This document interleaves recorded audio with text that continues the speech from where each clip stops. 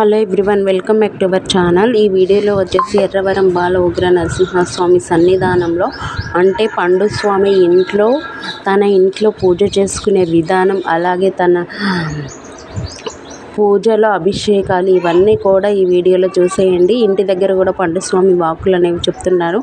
మీకు ఎలాంటి సమస్యలు ఉన్నా కానీ తనని సంప్రదించగలరు. అలాగని నేను వాక్కులు నమ్మండి అని నేనైతే చెప్పడం లేదు. మీరు మనస్ఫూర్తిగా బాల ఉగ్ర నరసింహస్వామిని నమ్ముకోండి, మీ కోరిన కోరిక తప్పకుండా నెరవేరుతుంది.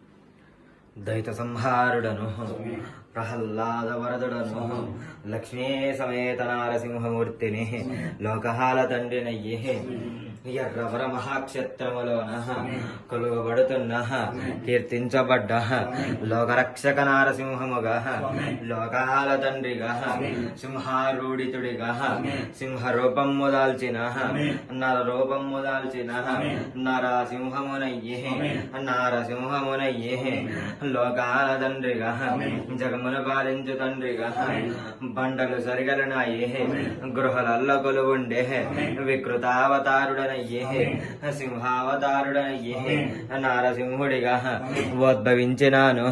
ఎర్రవర గ్రహమ నివాసుడను లోకరక్షక రాజ్యలక్ష్మీ చంచలక్ష్మీ సమేతుడిగా నారసింహమూర్తినయ్యే జగత్తును పాలిస్తున్న జగదేక వీరుడను జగన్మోహినవతారుడను బాలనారసింహమూర్తిని దశావతారుడను లోకాల తండ్రిగా సర్వాంతర్యామిని సర్వలోకాలకధిపతిని దేవదేవుడనయ్యే 14 భువనాల 18 లోకాల 14 లోకాల నేరేటోడగా లోకరక్షక నారసింహమూర్తిగా ఉద్భవించినాను.